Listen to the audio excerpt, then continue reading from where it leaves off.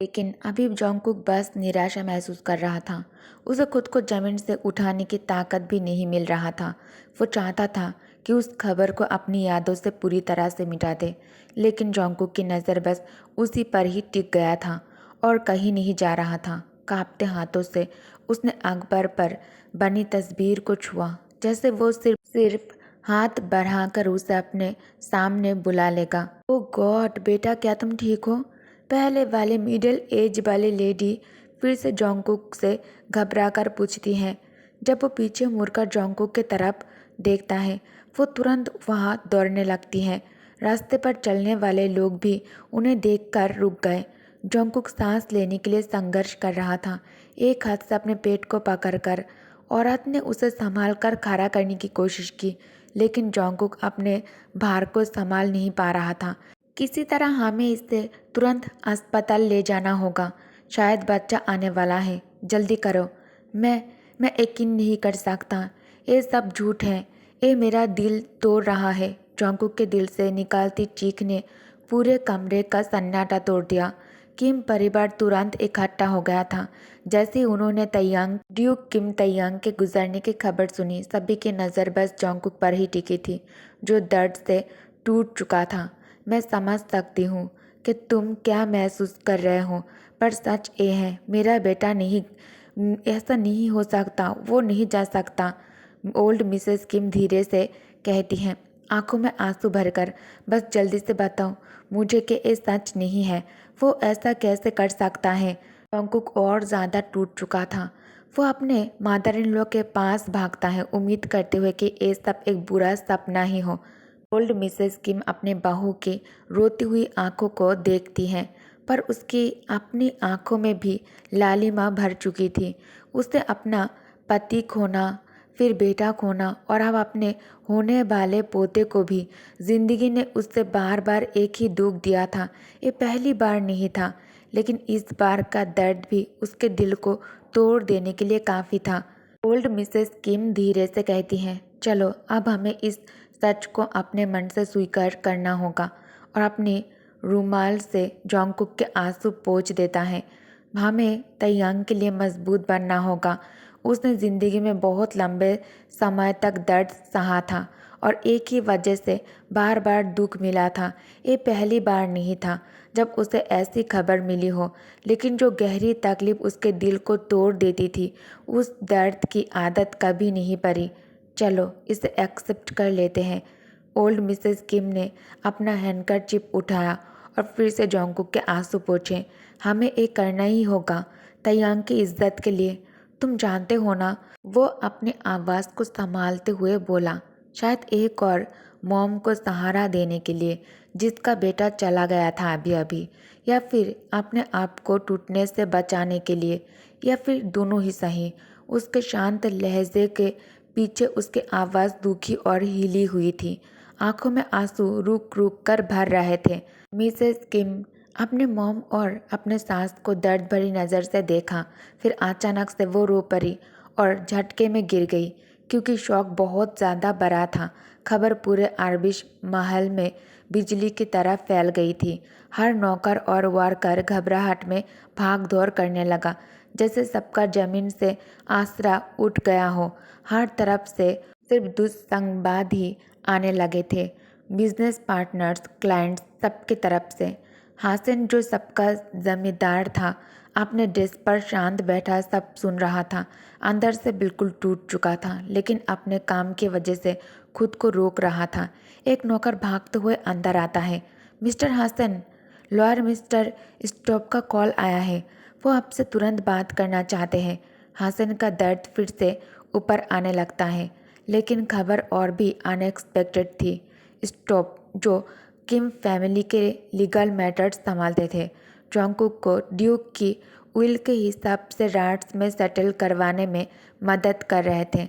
हासन को तुरंत समझ आ गया कि उनका इतनी देर रात में फ़ोन क्यों आया है।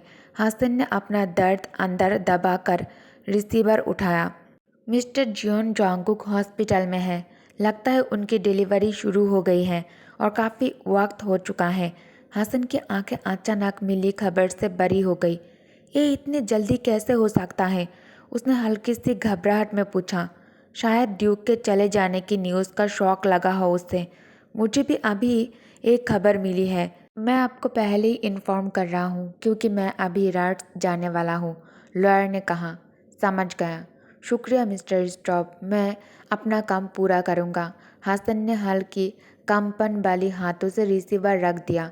उसके दिल में बस एक ही बात चल रही थी। एक बच्चा उस दिन पैदा हो रहा है जिस दिन उसके पिता की खबर पूरी एम्पायर में पहुंची। अपनी आंखें बंद करके उसने आंसू को रोकने की कोशिश की। अगर वो ये बात अभी बताता तो किम फैमिली में तुरंत टेंशन, कन्फ्यूजन और विरासत सक्सेशन को लेकर बहुत बड़ा मसला खड़ा हो जाता। और अगर होने वाला बच्चा बेटा होता तो वो किम फैमिली का अगला और एक लौता वारिस होता। ये बात छुपाना आसान नहीं था, लेकिन ड्यूक ने पहले ही कह दिया था जियोन जोंगकुक जो डिसाइड करेगा वही अंतिम डिसीजन होगा। चाहे ड्यूक अब दुनिया में ना हो, हसन के लिए वो हमेशा उसके मालिक ही रहेंगे। हसन गहरी सांस लेकर अंधेरे हॉलवे में कदम रखता है। नए साल की रात। घंटी बजने से थोड़ी देर पहले एक बच्चे ने जोर से रोकर अपनी दुनिया में आमदगी का एहसास कर दिया। नर्स ने सफ़ेद कपड़े में लिपटे न्यू बॉर्न बच्चे को प्यार से उस मोम की बाहों में रखता है जो अकेले ही सारी तकलीफ सहकर यहाँ तक पहुँचा था। जोंगकुक का चेहरा सफ़ेद था और वो अभी भी आधी बेहोशी में था। जब नर्स ने बच्चा उसके सामने रखा, अपने प्यारे बच्चे को पहली बार देखकर उसके दिल में अजीब सी खट्टी मीठी खुशी और दर्द दोनों एक साथ भर गए। नर्स ने हल्के से मुस्कुराते हुए कहा, बेबी बिल्कुल ठीक है, और फिर धीरे से बच्चे को उस नए मोम की गोद में दे दिया। जो मोम अपने हाथ में बच्चे को पकड़ा हुआ था वो थोड़ा ऑकवर्ड सा लग रहा था। वो थोड़ा छोटा है लेकिन उसके हेल्थ बिल्कुल ठीक है, नर्स ने प्यार से बताया। सच? जोंगकुक पूछता है। उसके चेहरे पर क्लियरली टेंशन था। उसके होठ हल्की सी घबराहट से काँप रहे थे। वो अपने बेबी को देखकर इमोशनल हो गया था। ये वही बच्चा था जिसे उसने कितनी मुश्किलों से झेलते हुए पेट में संभाला था, और ऊपर से वो एक्सपेक्टेड टाइम से पहले ही पैदा हो गया था। डिलीवरी के डेट से कुछ दिन पहले ही पैदा हो गया था। नर्स ने जोंगकुक के पोस्चर एडजस्ट किया ताकि वो बच्चे को कंफर्टेबली पकड़ सके। तब जोंगकुक ने धीरे से अपनी नज़र नीचे की ओर पहली बार अपने बेबी को क्लियरली देखा। जब उसने बच्चे के काले मुलायम बाल को टच किए तो बेबी ने हल्का सा अपना छोटा सा जिस्म हिलाया, जैसे मॉम को अपना रिएक्शन दिखा रहा हो।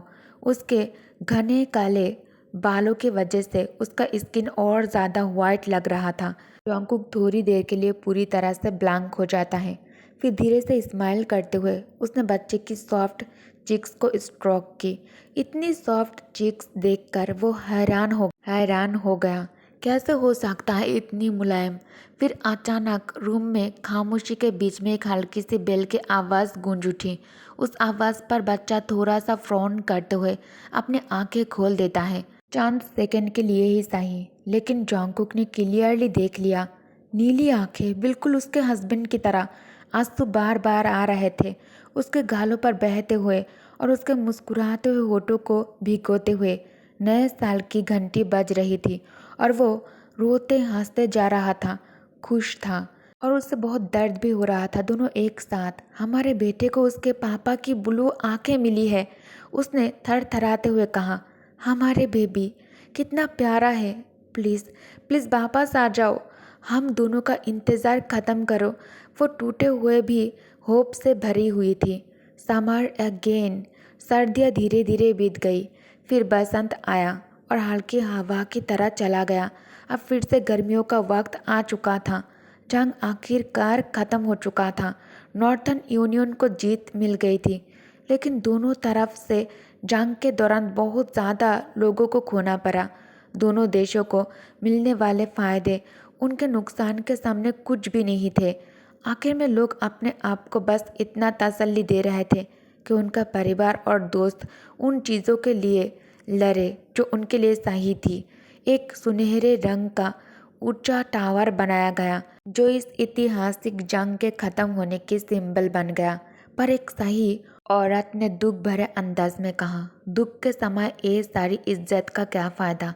वापस आते हुए फौजी एक लंबे परेड की तरह रास्ते से गुजर रहे थे। कई परिवार अपने प्यारे लोगों को मिलने आए थे जो कब से अलग हो गए थे और अब फिर से गले मिल रहे थे। फिर भी बहुत से लोगों के घर में दुख सुख संदेश भेजे जा रहे थे। ओके गाइस, तो इस पार्ट को मैं यही एंड करती हूँ। Thank you for watching. Bye bye.